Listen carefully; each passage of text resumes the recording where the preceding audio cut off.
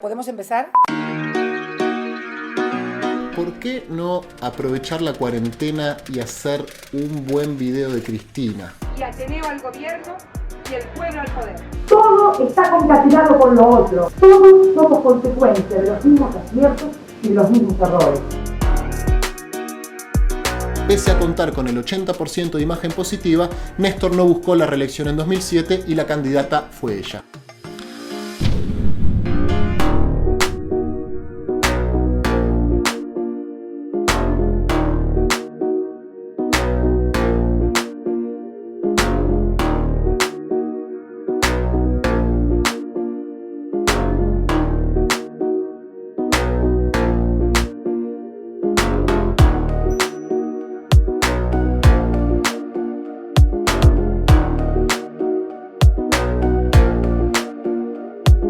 Bueno, ¿cómo andan? ¿Bien? Recuerden que esta es la segunda parte de un video que si no vieron, recomiendo que vean, porque si no, quizás no entiendan nada, como ver la segunda temporada sin haber visto la primera, y no es exactamente Los Simpsons. Bueno, hasta acá vimos parte de la vida de Cristina Fernández de Kirchner, una militante peronista que llega a convertirse en la primera presidenta mujer electa por el pueblo argentino. En esta segunda parte, Cristina ya es presidenta. Sí, tenemos que firmar. No, tenemos que firmar.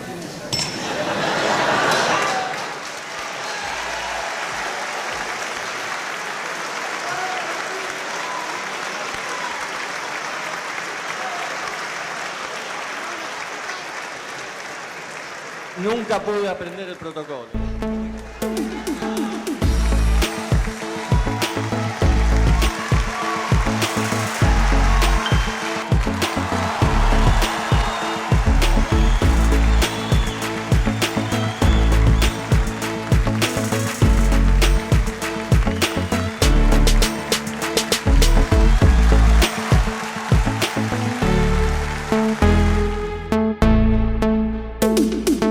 Cristina asume el 10 de diciembre del año 2007. Si así no lo hiciere, que Dios y la patria me lo demanden. En marzo, a los 4 meses de haber asumido, se desata un conflicto político que fue clave, total, clave para Cristina, para Néstor, para el peronismo, para los gorilas, para todos. La 125. La 125 fue bisagra para el kirchnerismo y para Cristina. Fue un quiebre, o mejor dicho, fue el quiebre. Ahí fue que empezaron a putearla y a bancarla con intensidad. Ahí nace la yegua. Pero las yeguas somos herbívoras, así que... Y ahí Cristina empieza a dialogar con la historia. La construcción del monstruo del populismo o de la yegua o de la chorra comenzó a partir de que las patronales rurales se negaron a pagar las retenciones, porque para ellos es como que les estuviesen robando lo que les pertenece por derecho propio. Ellos creen que el país y la nación son suyos. Para contextualizar un poco, la soja era la estrella del momento, todavía hoy sigue siendo la principal fuente de divisas de la Argentina, o sea, la principal fuente de ingreso de dólares. El conflicto se desató por unos puntos de retenciones, tampoco era tanta plata, pero el bardo no era económico sino político, y fue un conflicto muy representativo de las disputas entre el campo popular y los sectores dominantes. El problema de fondo era, y es actualmente, que el Estado quiera participar de las ganancias extraordinarias del sector agropecuario. Que se vayan a Cuba, que vivan en Cuba. La soja, como saben, casi no se consume acá, el 95% se exporta y una parte no menor de nuestro suelo está copado justamente por el negocio de la soja. Cristina quiso aumentar unos puntitos las retenciones y no pudo. ¿Por qué? ¿Por qué no pudo? ¿Qué pasó? Acá me parece importante recordar que el proyecto fue de Martín Lustó, que era radical y que salió mal. Pero la verdad, viejo, ¿qué querés que haga? Los radicales no les va bien en la Argentina. Habrá algunos radicales medio compañeros, está todo bien, pero gobernando les fue mal. ¿Qué te voy a decir? Fue una discusión que se dirimió en el Congreso, pero antes y durante también se dio en las calles, en las rutas y, por supuesto, en los medios. La mesa de enlace era el órgano de representación de lo que se autodenominó el campo. Si bien nuclearon a productores agropecuarios grandes, medianos y en menor proporción a los pequeños, su representación la ejercían las entidades más poderosas del sector. ¡Qué hijos de Dios! Ellos negociaron con Cristina desde el primer momento que se desató el conflicto. 4 personas a las que nadie votó, a las que nadie eligió, se reunían, deliberaban, decidían y comunicaban al resto de los argentinos quién podía andar por las rutas del país y quién no, me di cuenta que estaba en otra situación muy diferente. Hubo cortes de ruta, desabastecimiento en las ciudades, marchas a favor y en contra, y todo con un nivel de masividad e intensidad muy importante. Todo el país tenía alguna postura al respecto. Se armó una tensión que Cristina intentó dirimir enviando al Parlamento la resolución ministerial, para que lo discutan los representantes del pueblo en el Congreso de la Nación. Y así fue. Presidente, Jesús le dijo a los discípulos, lo que haya que hacer, hagámoslo rápido.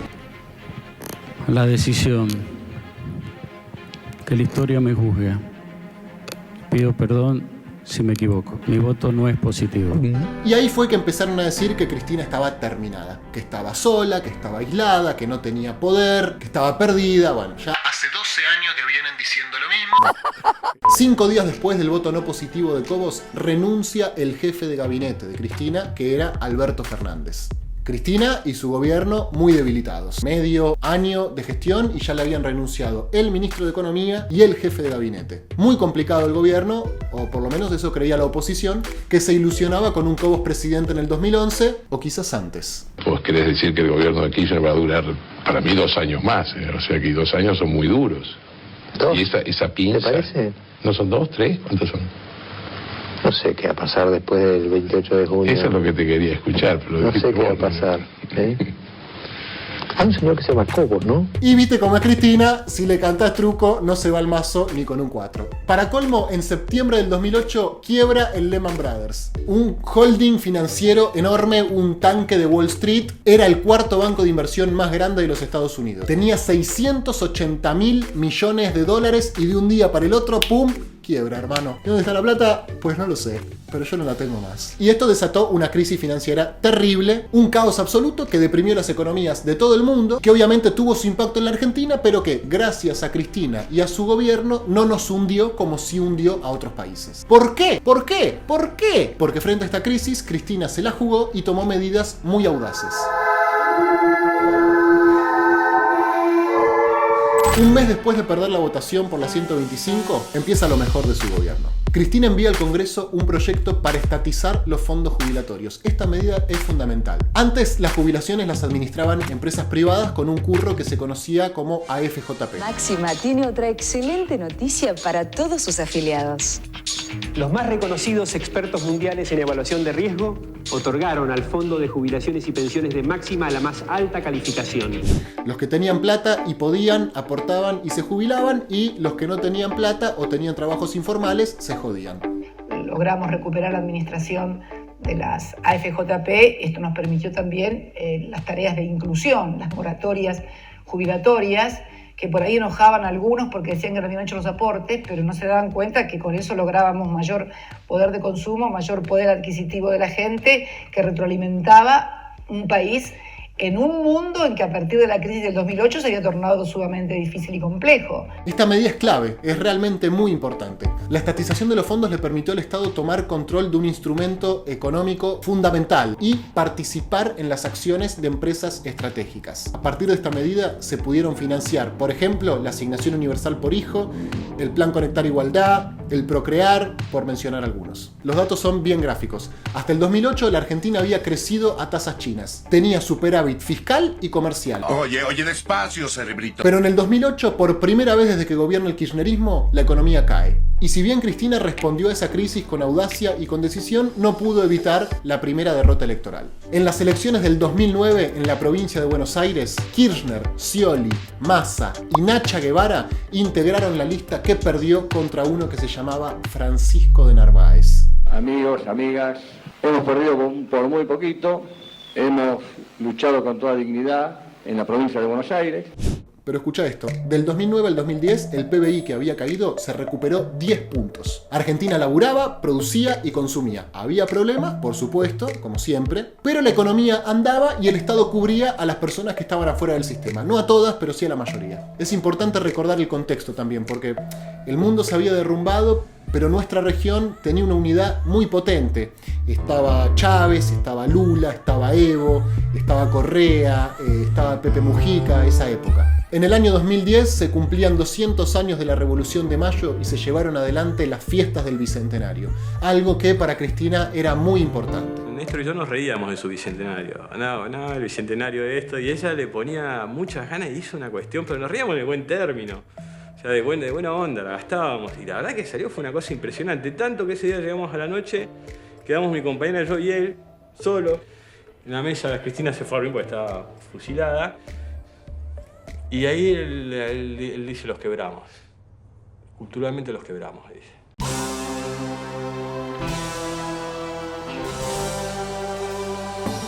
Fue impresionante, realmente fue uno de los momentos de felicidad colectiva más grandes que recuerdo haber vivido.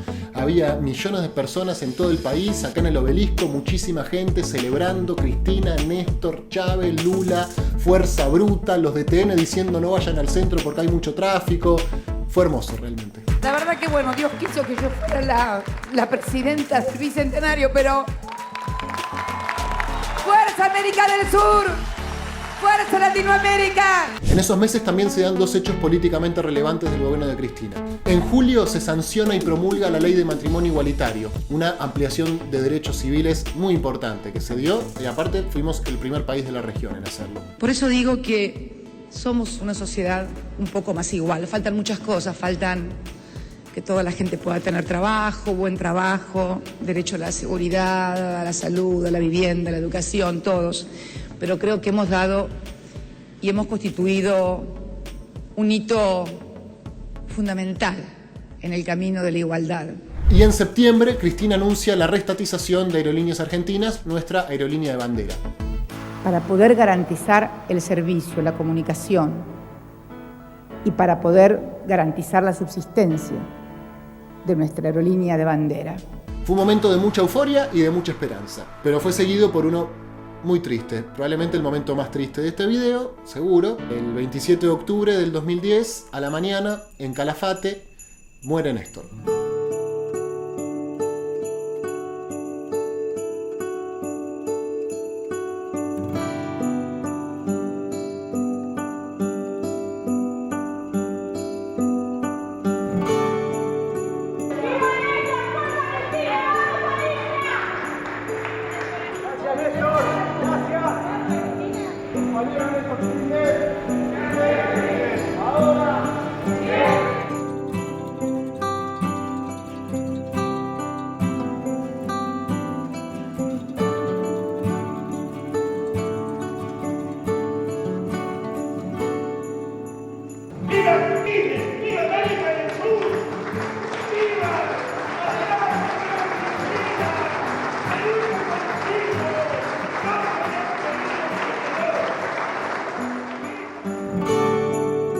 Desde que pasó lo de Néstor dejé de imaginarme el futuro. Yo creía que iba a envejecer con él. Y mira. La muerte de Néstor fue una pérdida enorme, irreparable, obviamente, de dimensiones, bueno, por todos conocidas. Pero justamente el tamaño de esa pérdida hizo necesario que quienes la queríamos a Cristina le demostráramos nuestro apoyo y nuestro cariño con más fuerza que nunca. Todos aquellos y aquellas que de alguna forma nos habíamos sentido representados por los gobiernos de Néstor y Cristina, reforzamos muchísimo nuestro apoyo a ella porque sabíamos que le tiraban con todo. Acá fue que se consolidó la participación política de la juventud. Con la Cámpora a la cabeza hay muchas organizaciones que se empezaron a nutrir de pibes y pibas que empezaron a militar en esos años para apoyar y para defender al gobierno de Cristina, que a la vez empezó a dialogar con esos sectores con mucha más fuerza que antes. Y permítanme agradecerle en forma especial a las decenas de miles y miles de jóvenes que cantaron y marcharon con dolor y con alegría, cantando por él, por la patria. Quiero decirles a todos esos jóvenes que en cada una de esas caras yo vi la cara de él cuando lo conocí. Ahí estaba el rostro del exacto.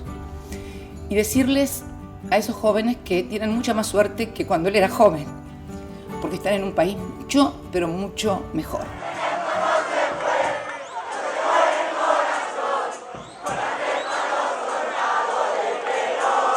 Cuando Néstor murió, no se sabía, o no públicamente al menos, quién de los dos iba a ser candidato en el 2011. Durante toda la primera mitad del 2011, la gran incógnita que atravesaba la política argentina era si Cristina iba a ser candidata o no. Obviamente los opositores decían que estaba mal, desequilibrada, sola, perdida, que no tenía ninguna chance, pero había dos cuestiones no menores. La primera, Cristina siempre supo lo que tenía que hacer. La segunda, medía 2 millones de puntos, la verdad. O sea,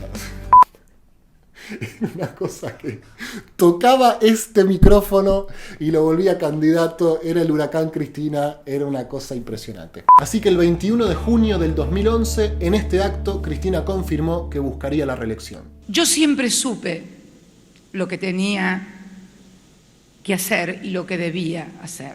Lo supe inclusive el 28 de octubre, en este mismo lugar. No lo supe de inteligente ni de ambiciosa. Lo supe cuando miles y miles que pasaron por aquí a despedirlo por última vez me gritaban: fuerza Cristina. Cuando hablábamos los dos ante auditorios o ante actos, obviamente uno habla para comunicar sus ideas a los que están allí, a la sociedad, pero entre los dos siempre nos hablábamos un poco a cada uno y enseguida la mirada buscábamos de aprobación en el otro sobre lo que habíamos dicho. Es natural después de 36, casi 36 años de militar juntos. Es también algo inigualable. Me hubiera gustado hacerlo cuando vencía el plazo electoral, como lo hicimos también con la ciudad de Buenos Aires, pero bueno, aquí estamos, vamos a someternos una vez más, como lo he hecho siempre, no solamente por su memoria, por su legado, sino fundamentalmente por los jóvenes que tanto esperan de este nuevo país y en el que espero ser un puente entre las nuevas y viejas generaciones. Creo que ese debe ser mi rol. Y 5 días más tarde confirmó que su compañero de fórmula sería Amado Boudou, quien le había llevado la gran idea, la gran propuesta de estatizar los fondos jubilatorios. Así que el panorama electoral era más o menos así. La candidata del oficialismo era Cristina, y los candidatos de la oposición eran Hermes Wiener por el socialismo, Ricardito Alfonsín por la Unión Cívica Radical y Duhalde, que fue el candidato del peronismo no K, digamos. Mauricio Macri amagó hasta último momento, pero cuando Cristina confirmó su candidatura, él se guardó en la ciudad y esperó. Obviamente, como siempre, los medios ponían en duda el triunfo de Cristina. Lo cierto es que Cristina no ganó, arrasó. O sea, fue terrible. Sacó 50 puntos en las PASO, 55 en las generales y le sacó más de 40 puntos de distancia al segundo, que fue Wiener. Así fue que el 10 de diciembre del 2011 Cristina asumió su segundo mandato como presidenta y el primero sin Néstor.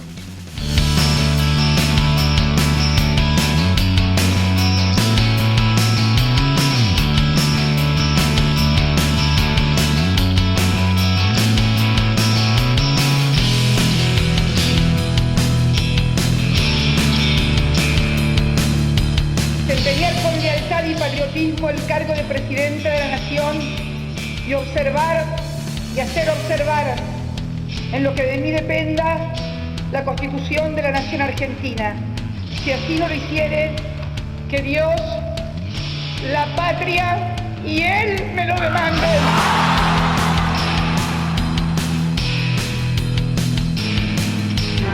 Del segundo mandato se pueden decir muchas cosas, pero para empezar tenemos que tener presente una muy fundamental. Sería el último y eso estaba claro. Y esto es fundamental porque le demandaba a Cristina algo de lo más difícil que la política le puede demandar a la conducción, que es justamente tramitar su propio relevo. Son pocos los espacios políticos que pueden transitar ordenados el relevo de un liderazgo tan fuerte. Los medios y algún sector de la oposición querían instalar la idea de que Cristina buscaba reformar la Constitución para quedarse eternamente en el poder, pero lo cierto es que eso nunca estuvo en sus planes. Como tampoco va a pasar nada con esta agitación que hoy he visto en algún diario acerca de reformas constitucionales. Pero a ver, si no he podido lograr que me aprueben el presupuesto, si soy la primera presidenta sin presupuesto, a ver, ¿alguien me puede explicar cómo voy a lograr una reforma constitucional. Entonces, frente a una Cristina que ya no podía reelegir, se le empezaron a animar actores que habían formado parte de su armado. Responsabilidad de ella, de los otros, de todos un poco, seguramente, pero lo cierto es que todo empezó a complicarse. O mejor dicho, empezamos a discutir cómo teníamos que seguir y bueno, no nos pusimos de acuerdo.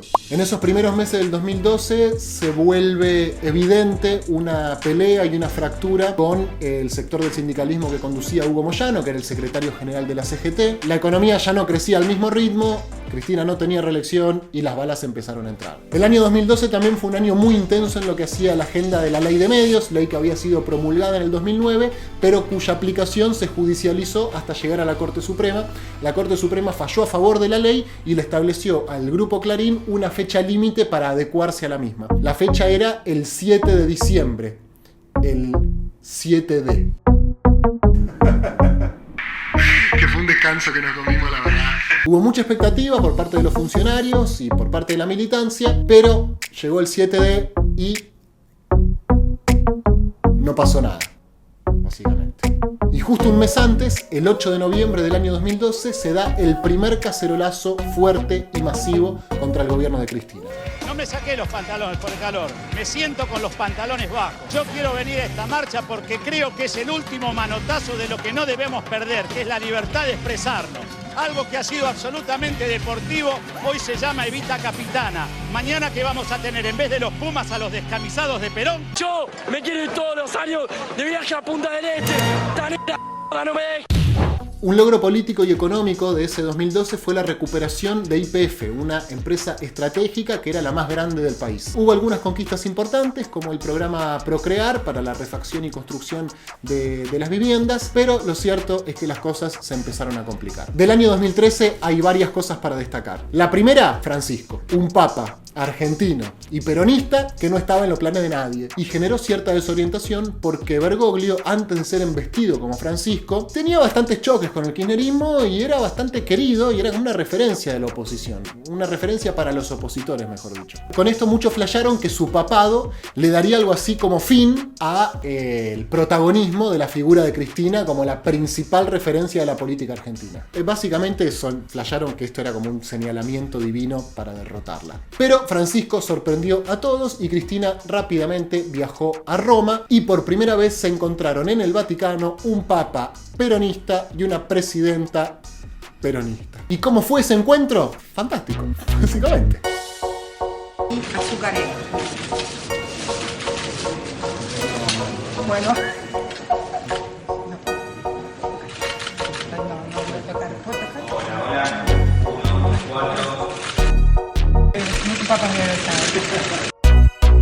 Y cómo lo recibió años más tarde a Macri. Volvamos al 2013. Otro hecho importante de ese año está vinculado con el atentado a la AMIA, un tema, como dijimos, clave en la vida política de Cristina. En enero del 2013 se presentó el memorándum de entendimiento con la República de Irán. Atención, esto es clave. Clave. Si yo quiero hablar contigo de la muerte de Kennedy y digo, Dexter, tú tienes que sentarte a hablar conmigo de la muerte de Kennedy porque tú eres culpable de la muerte de Kennedy, de haber participado en el complot. Dexter, vos nunca vas a aceptar sentarte conmigo por decir, ¿qué tengo que ver yo con la muerte de Kennedy? Nosotros logramos que Irán aceptara una discusión sobre el tema AMIA cuando la había negado durante décadas. Y el memorándum de entendimiento es lo que es, un memorándum de entendimiento para lograr que los iraníes acusados declaren ante el juez competente y la causa se pueda llevar adelante. Lo otro son 21 años de impunidad. Este hecho marcó otro hito en la vida de Cristina. Si bien ella mantuvo siempre la misma conducta con respecto al atentado, A los que me ponen cartelitos para que hable de la AMIA hablo desde el año 94. el memorándum de entendimiento le trajo consecuencias que seguramente nadie previó. Por eso hoy, con el diario del lunes, es fácil decir que fue un error estratégico, político, geopolítico. Pero lo cierto es que en ese momento sonaba bastante razonable. Nuestra intención y nuestra voluntad como oficialismo es acompañar este memorándum. Creemos que es un camino importante, interesante, que puede abrir la posibilidad de quebrar con la impunidad una causa que lleva 19 años. Como siempre, la presidenta, asumiendo los riesgos con mucho coraje cívico, decide ir por este rumbo que me parece que puede ser el que pueda permitirnos encontrar la verdad. Entonces el memorándum fue aprobado por el Congreso Nacional y no solamente Pichetto lo bancaba. ¿Este memorándum de entendimiento a usted en algo lo ha afectado en la investigación? Bueno, primer punto número 1, desde el punto de vista práctico, mal podría afectarme algo que no está en vigencia. Punto número 2, no creo que pueda afectar en lo más mínimo. Después cambió de opinión, pero no nos adelantemos. Seguimos en el 2013. En marzo del 2013 muere Hugo Chávez, quien era no solamente una referencia política muy importante para los pueblos del sur, sino también era un aliado estratégico del gobierno argentino. La región empezaba a tambalear y nosotros también. El comandante Chávez, el presidente Chávez, el compañero, el amigo, ha entrado decididamente en la historia. Creo que hombres como Chávez no mueren, se siembran. Durante la primera mitad del 2013 se profundizó un sentido que había arrancado en el 2009. Sectores del peronismo abandonaron el Frente para la Victoria, aunque sin definir todavía si le iban a enfrentar a Cristina en las elecciones de medio término. La incertidumbre duró hasta último momento porque el día del cierre de listas, a las 12 de la noche, se confirmó que Sergio Massa se presentaría como primer candidato a diputado en la provincia de Buenos Aires, con una lista que incluía varios intendentes y dirigentes de peso. El jefe de campaña de esa lista era ni más ni menos que el ex jefe de gabinete de Cristina, Alberto Fernández. La verdad es que el Frente Renovador la rompió y ganó ampliamente esas elecciones en la provincia de Buenos Aires, y tan importante como la victoria de Massa era la contracara de esa victoria, que era justamente la derrota de Martín Insaurralde, que era el candidato de Cristina. Ese resultado hizo que todos los cañones del oficialismo apuntaran a bajarle el precio a Massa y todos los cañones de Massa apuntaran a debilitar al gobierno de Cristina. Y te quiero hablar a vos que estás ahí. Spoiler alert. Perdieron los dos. Pero no nos adelantemos. Año 2014. El peronismo dividido, la provincia de Buenos Aires dividida, Cristina sin reelección, el grupo Clarín muy parado de manos y una oposición ya muy radicalizada en todo lo que tuviera que ver con el odio a Cristina y todo aquello que se le pareciera un poquito. Basta de cacas, no se van cacas, no se van los cacas. Además, problemas económicos. En el 2014 hay una devaluación importante, empiezan a faltar dólares, se imponen ciertas restricciones a la compra de divisa extranjera, lo que se llamaba cepo. Bueno, básicamente en cualquier momento nos la poníamos de sombrero. Pero Cristina, a esta altura del video ya lo saben, no se achica nunca y siempre cuando la dan por vencida te saca una piña de algún lado. Pero no hay que aterrorizarse, solamente hay que tenerle temor a Dios. Y a mí, en todo caso, también un poquito. En el 2014 da dos disputas claves, las dos con implicancia internacional. Por un lado, la pelea con los famosos fondos buitre, que eran estos fondos de inversión que no habían entrado a ningún canje de deuda argentino y a base de especulación pensaban someter a la economía de todo el pueblo. Hay que recordar una cosa, mientras el Estado argentino llevaba adelante esta negociación y contaba con el apoyo de 170 países de la Organización de Naciones Unidas, de la ONU, en lo que hace a la reestructuración de deuda soberana, acá había un candidato que decía abiertamente que si él ganaba iba a hacer todo lo que pidieran los buitres. No lo decía con eufemismos, lo decía explícitamente.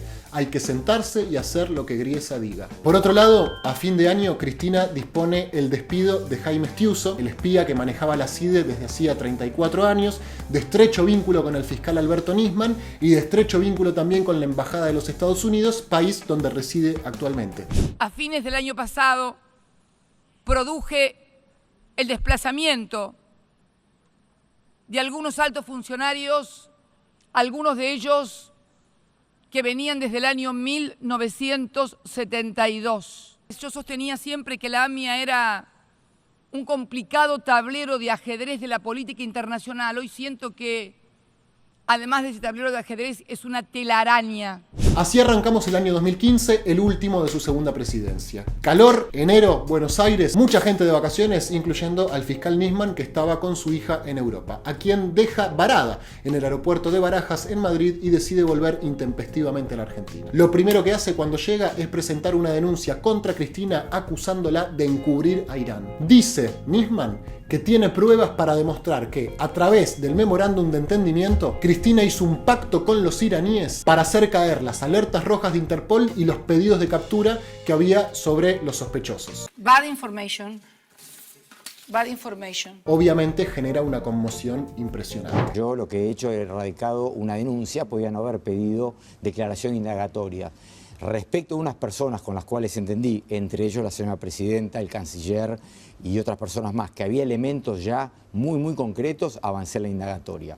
Antes que nada quiero aclarar que el gobierno de Néstor Kirchner fue quien más ha hecho desde el punto de vista político de apoyo a la unidad fiscal AMIA para el tema del esclarecimiento de este atentado. Nisman tiene que presentarse el lunes 19 de enero en el Congreso de la Nación para mostrar todas las pruebas que comprometen a Cristina. La cuestión es que, como todos saben, Nisman nunca llega a presentarse en el Congreso porque un día antes, el domingo 18 de enero del año 2015, su madre, Sara Garfunkel, lo encuentra muerto en el baño de su casa en Puerto Madero. Mire, yo necesitaría una ambulancia urgente. ¿Paciente masculino, femenino? Masculino. ¿Qué edad tiene? 51. ¿Qué le anda pasando? Yo vine a la casa de mi hijo, yo vine acá y está muerto. El fiscal que había presentado una denuncia contra la presidenta un día antes de declarar en contra de la presidenta aparece muerto. Esos son los hechos principales, ¿ok? Teniendo en cuenta eso, ¿cómo haces para explicarle a la sociedad que Cristina no lo mató?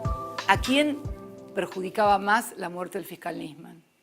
La muerte de Nisman no hizo caer su denuncia y esto se sabe. No es que si vos matás a un fiscal, lo que el fiscal está denunciando desaparece. Si no, imagínate lo complicado que sería ser fiscal. Con la muerte de Nisman no cayó su denuncia, que fue desestimada algunos años más tarde porque estaba muy floja de papeles, y esto lo dicen todos. Y nadie, absolutamente nadie, puede decir que el gobierno de Cristina se benefició con esta muerte. Al contrario, el que ya la odiaba ahora la acusaba de asesina, y el que estaba dudando ahora sospechaba mucho más. Tenía todo confirmado, todo cierto. O sea que él estaba apuesto a todo. Estamos en el año 2015, recordemos, nosotros todavía estábamos confiados porque creíamos que la oposición estaba dividida. Hoy con el diario del lunes lo que podemos decir es que lo que estaba dividida no era la oposición, sino el peronismo. El ministro del Interior, Florencio Randazzo, decía que quería ser candidato para disputarle una interna al gobernador de la provincia de Buenos Aires, Daniel Scioli, quien ya había anunciado que iba a ser candidato en 2015. Randazzo juraba y recontrajuraba que Cristina lo apoyaba a él, que lo amaba, que era más o menos eran Máximo, Florencia y Randazzo, según Randazzo. Pero bueno, en el medio algo pasó porque cuando se anunció la fórmula Scioli-Zanini, Randazzo decidió bajarse. Lo cierto es que Randazzo dijo: o soy presidente o me voy a mi casa, y cumplió con su palabra porque se fue a su casa. Entonces el escenario electoral en el 2015 era así. La fórmula del Frente para la Victoria era Scioli-Zanini. La fórmula del Frente Renovador era Massa-Sáenz. Y la fórmula de Cambiemos era Macri-Michetti, que le habían ganado la interna a los otros dos partidos que formaban parte de la coalición esa,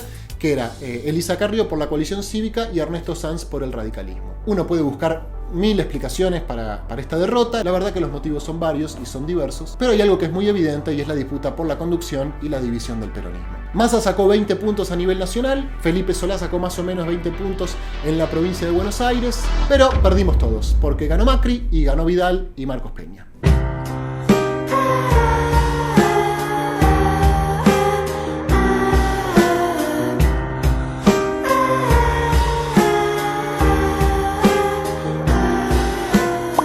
Terrible, no lo podíamos creer, perdimos. Esos días fueron una locura, realmente fueron la debacle total, el acabose. Se armó un bardo terrible con el traspaso de mando porque Macri quería que se hiciera en Casa Rosada, Cristina decía que como indica la Constitución se tenía que hacer en el Congreso, Macri quería evitar justamente la gran movilización que iba a haber para apoyar a Cristina ese día, y aparte en el Congreso están los palcos, los diputados, bueno, él quería su fiestita íntima en Casa Rosada, y bueno, la justicia resolvió que el mandato de Cristina terminaba el 9 de diciembre a las 12 de la noche, hubo un presidente interino por 12 horas que fue Federico Pinedo, por eso la despedida a Cristina no fue el 10 de diciembre, sino un día antes, el 9, y esa medianoche nos convertimos en calabaza.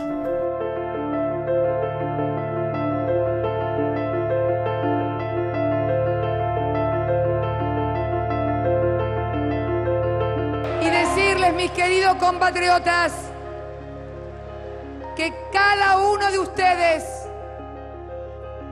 cada uno de los 42 millones de argentinos tiene un dirigente adentro, y que cuando cada uno de ustedes, cada uno de esos 42 millones de argentinos sienta que aquellos en los que confió y depositó su voto lo traicionaron, tome su bandera y sepa que él es el dirigente de su destino y el constructor de su vida, que esto es lo más grande que le he dado al pueblo argentino: el empoderamiento popular, el empoderamiento ciudadano, el empoderamiento de las libertades, el empoderamiento de los derechos, Gracias por tanta felicidad.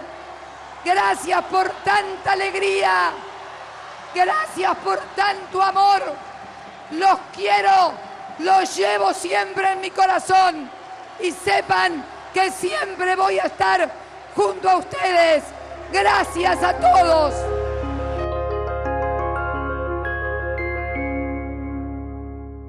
Acá se abre una etapa nueva en la historia argentina y una etapa nueva en la vida de Cristina. Yo, Mauricio Macri, juro por Dios nuestro Señor y estos santos evangelios, desempeñar con lealtad y honestidad. Macri arranca con todo. Elimina retenciones, devalúa, mete un tremendo tarifazo, despide trabajadores del Estado, la mete presa Milagro Sala. A fondo. Después de la asunción de Macri, Cristina viaja al sur y no habla públicamente, no hace ninguna aparición pública hasta el 13 de abril, cuando es citada por el entonces juez Claudio Bonadío a Comodoro Pi. Ayer escuché a una señora que decía que tenían que inhabilitarme de por vida para ocupar cargos públicos. La proscripción otra vez en la Argentina. ¡Qué poco originales! ¡Qué poco originales! Intentan tapar el sol con las manos. Durante los 2 primeros años de Macri, Cristina era eso, una acusada. La citaban a declarar cada vez que se les cantaba el culo, cada vez que lo necesitaban, cada vez que la coyuntura lo demandaba. Cada vez que iban a cercenar un derecho o anunciar una medida de mierda, aprovechaban y la mandaban a Cristina a tribunales para que todo el mundo piense que las penurias económicas no se debían a las pésimas medidas de Macri, sino a la chorra que se había robado un PBI. Y no solo ella, también sus hijos estuvieron en la mira, pero por suerte la gente no es idiota. ¿Por qué Bonadío hizo todo lo que hizo? Por varias razones. La primera y fundamental, lograr la foto de ingreso a tribunales. Este es un gobierno de fotos. Traición a la patria, asociación ilícita, lavado de dinero, encubrimiento. La acusaron de absolutamente todo. Pero bueno, cosas de Bonadío y cosas del Poder Judicial de estos tiempos en Argentina. Y daba la casualidad de que todas las causas caían sorteadas siempre en el mismo juzgado del doctor Bonadío. ¿Coincidencia? ¡No lo creo! Y estoy acá y seguramente este tribunal, que es un tribunal del lawfare, un tribunal que seguramente tiene la condena escrita, no me interesa. He elegido la historia antes que ellos me declaren absuelta. A mí me absolvió la historia y me va a absolver la historia. Y a ustedes seguramente los va a condenar la historia. Nada más y muchas gracias. Doctora, le pregunto si va a responder preguntas de las partes. ¿Preguntas? Preguntas tienen que contestar ustedes, no yo. Gracias. Y le pincharon el teléfono y publicaron sus conversaciones privadas. Yo, Cristina, pelotudo. Y aún así no les dio la nafta, ni el cuero, ni las pruebas para meterla en cana. En síntesis, todo un armado, un entramado mediático, judicial y de servicios de inteligencia puestos al servicio de tapar la realidad, perseguir y hacer control social. Y a la par que el macrismo avanzaba sobre Cristina, había una parte del peronismo que se subordinaba a esta estrategia y parecía que coincidían con el gobierno en el afán de liquidar el liderazgo de Cristina. Por eso le pido a los senadores que demuestren que existe un peronismo responsable y confiable, que no se deja conducir por las locuras que impulsa Cristina Fernández de Kirchner.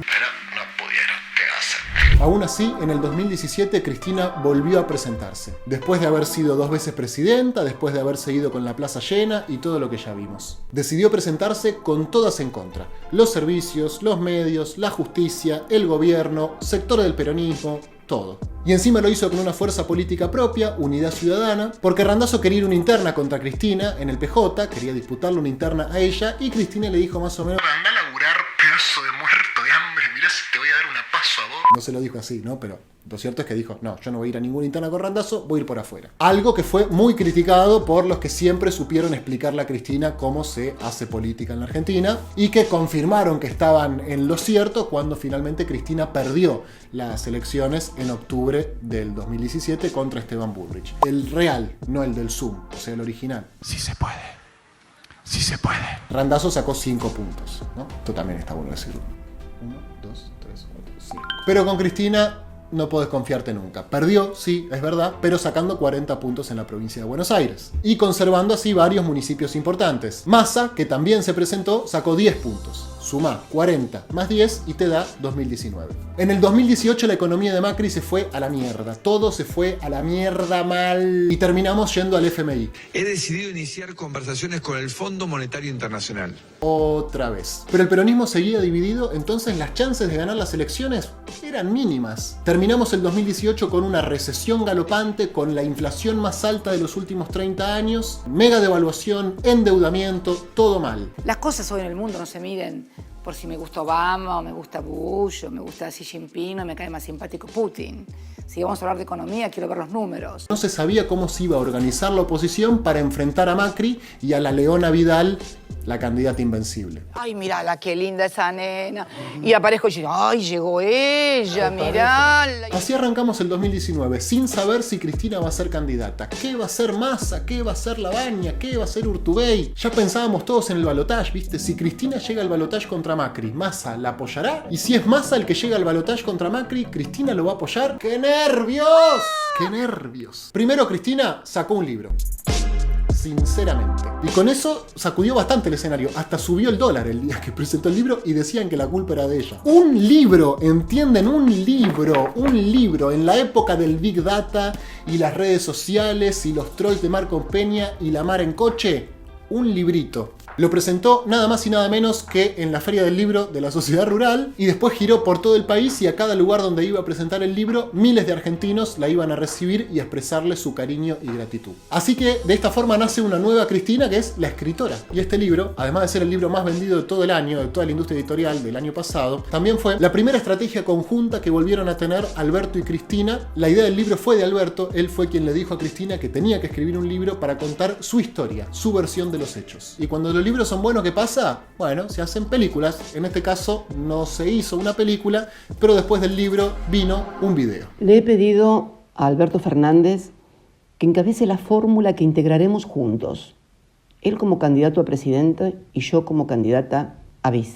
El problema de los que toman la que venden es justamente ese. Dibujan una Cristina de mentira y se terminan creyendo su propio relato, porque nunca imaginaron otro escenario que no fuera el de Cristina siendo candidata de una fuerza ultra mega cristinista, ultra mega sectaria, Cristina anunciando su candidatura arriba de un tanque venezolano con Maduro al lado, pero Cristina los cagó, chicos. ¿Qué va a hacer? Los recagó a todos y dijo, va Alberto de candidato. Y atrás de esa jugada cerró la unidad del peronismo porque Alberto y Massa se tomaron un café y se cerró la conformación del Frente de Todos. Ahora voy a llorar. La fuerza política que con un libro y un video de Facebook le ganó a Macri, Marcos Peña, Vidal y toda la runfla que los acompañaban. Realmente pasó lo que dije que iba a pasar. Así fue que en el año 2019 les ganamos. Ese año les ganamos. Gracias a Alberto, a Cristina y a todos los que entendieron la importancia de construir la unidad. Nunca más rompan la unidad que se requiere. Con ustedes, Alberto Fernández, el nuevo presidente. Pero una noche volvimos y vamos a ser mejores. A disfrutar. El gobierno volvió en manos de la gente. Si así no lo hiciere, que Dios, la patria y el pueblo, como siempre, me lo demanden. Gracias. Hoy Cristina es la vicepresidenta de la República Argentina, hace 30 años que forma parte de la política argentina y hace 15 que la protagoniza. Podés amarla, como nosotros, o podés odiarla, como tantos otros, pero no podés permitirte no pensarla, no tratar de entender lo que representa para millones de argentinos y de argentinas y para la historia de nuestro país. Hay muchas notas escritas, hay muchos programas de televisión, hay muchos diarios que dicen hace muchos años las peores cosas sobre ella. Sobran los espacios para putearla y acusarla de lo que se les ocurra. Pero no se olviden que más allá de lo que digan los opositores, Cristina nunca está sola porque los que la queremos mucho somos un montón. Y yo creo en lo que hice como presidenta de los argentinos. Creo en la redistribución del ingreso, creo en el empoderamiento de los derechos, creo en las universidades públicas, creo en la ciencia y la tecnología, creo en todas y cada una de esas cosas, creo en el desendeudamiento como un instrumento de autonomía en la toma de decisiones de un país. Sí creo en esas cosas. No me van a hacer arrepentir. Si creen que con los Bonadío, con los desafueros. ¿Me voy a arrepentir? No, no me arrepiento de nada de lo que hice. Así que, si la querés a Cristina y no te gustó el video, juntate con algunos amigos, amigas, compañeros y arma otro. Y no lo digo de forma de chicana, sino de verdad porque es necesario. Si no la querés a Cristina, pero te gustó el video, también compartilo, así se fomenta la discusión y el debate. Y si no la querés a Cristina y no te gustó el video, bueno, Negri, llegaste hasta acá. Bastante bien, ¿no? Se abre como por una esperanza. Hasta acá hemos llegado. Saludos y hasta la próxima. Y aguante Cristina, caretas. Tenga fe en el pueblo, tenga fe en la historia siempre la terminan escribiendo más temprano o más tarde los pueblos.